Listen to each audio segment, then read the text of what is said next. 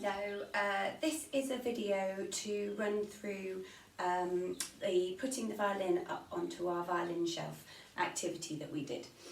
So we pick up the violin by the neck, okay, and generally you do that with your left hand. So if you put your violin case next to you on your left hand side, and you pick it up with your left hand at the neck of the violin and then use your other hand to support the bottom.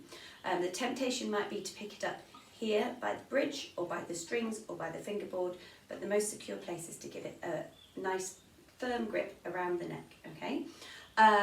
So I'm gonna do it first on my actual left side, so it looks most natural, and this is how you would play, but obviously in the video it's going to be mirror imaged. So I will then go through it again, that you can actually use with your children so that it looks as if they're looking in a mirror, and so it's easier for them to put up onto the correct side. Okay, so we've picked up our instrument with our left hand around the neck, support the little button, see here, with the other hand, and then we go into rest position. So that puts the strings facing out, the back of the violin against our tummy, about the level of your tummy button, and then the arm comes round and cuddles. Now we have to be careful not to go over the bridge with our elbow. We rest our elbow on this bit, which I like to call the jaw rest, but traditionally it's called the chin rest. Okay, so you put your elbow on there and cuddle it like you would a baby. So put your feet hip width apart, and I like to put on some soft music. I'm not doing that for the video just so you can hear me talking, but if you put some gentle music on and just sway from side to side and just get used to holding the violin. So this is called rest position. So when we're standing, talking, holding our instrument, this is rest position, okay? But we just get used to the idea of like it being like a baby, and we rock it. Now we can maybe stroke the neck really gently with our thumb, feeling the beautiful feeling of the wood on our fingers, and just loosening up the arms so that we're not stiff holding the instrument. We want the body to be as natural as possible when we're holding an instrument, okay? So feet hip width apart, knees slightly bent. We're going to hold the instrument firmly but not too tightly with the left hand.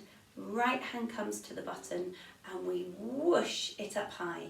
Now this is, I said to the children, this was like looking, showing Simba off to everybody in The Lion King, if you've watched The Lion King. Okay, so we whoosh it up high, okay, stretch the arms out, and what that does is make our body nice and straight, okay. Then we turn upside down so we can actually see the button, and then we aim to put the violin onto our collarbone, okay, so you can see my collarbone there, so it comes in and onto the collarbone. Okay. Now some children don't like the feeling of the metal on their skin, so you can put a little elastic band around the chin rest or the jaw rest and put a soft piece of fabric threaded through that so it covers the metal so that they have something soft that goes on.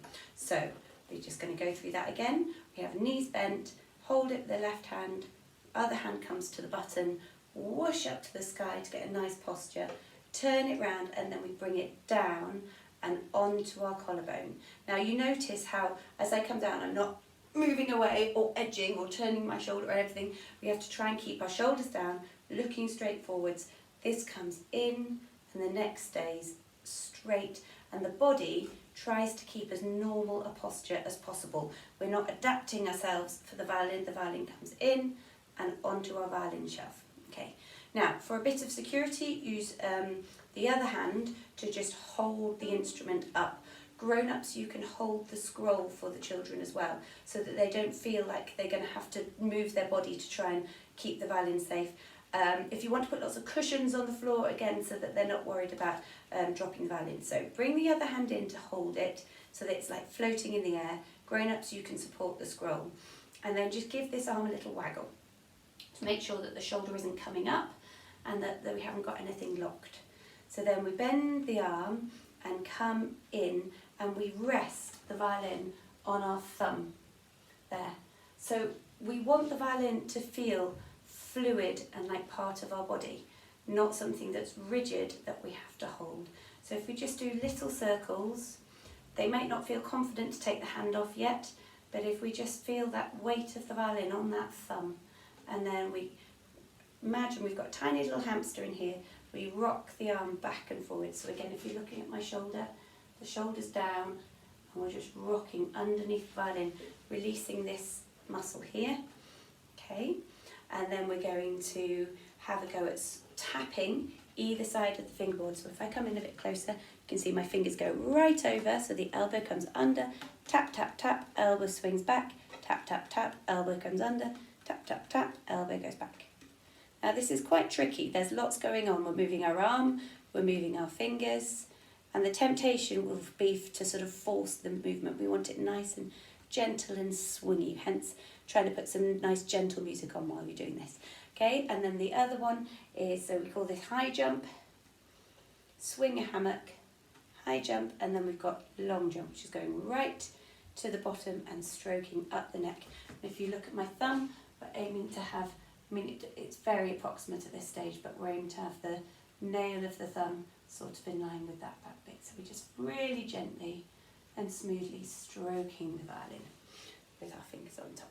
Okay, and then when we want to come back down again, we hold with the left hand and we bring down and into rest position. Okay, so that's the theory bit. So grown-ups, you probably want to watch that away from your children, but this is the section that you can put on together, and I'm going to mirror image what I'm doing. So I'm playing backwards, but so that you can pretend to be a mirror. Okay, so we're going to wave with our left hand, pick up our violins with our left hand, put your right hand underneath, find the button, so feel it with your fingers, okay? And then we're going to lift up the violin and pretend to show it off like Simba, okay? And then we're going to turn it so that we can see the button, okay? Have a little glance, and then we're going to drop it down. Don't move your head, try and stay nice and straight. Drop it down and onto our collarbone, which is our violin shelf. Okay, so have a little feel. Can you feel your violin shelf there? Put the violin onto your violin shelf. So now we're going to support the violin with the other hand. You can ask a grown-up to hold this bit here, and we're going to just wiggle this arm. Make sure that it's nice and relaxed and loose.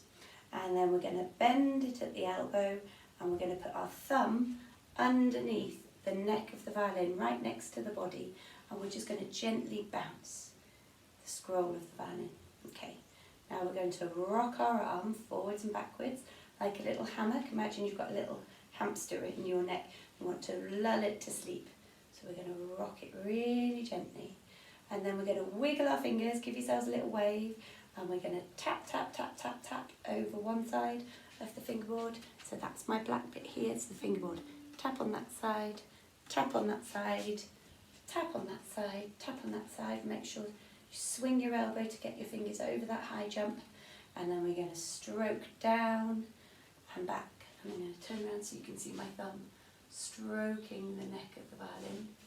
Okay, and then once we've done those exercises along to some music, and tap and tap and tap and sway with the music and stroke up and down the violin, then we're going to hold here and we're going to bring it down, and then we're going to tuck our elbow over the chin rest, or the jaw rest as I like to call it, making sure that the bridge is nice and free, and hold it here, and then bounce our knees and stand up straight.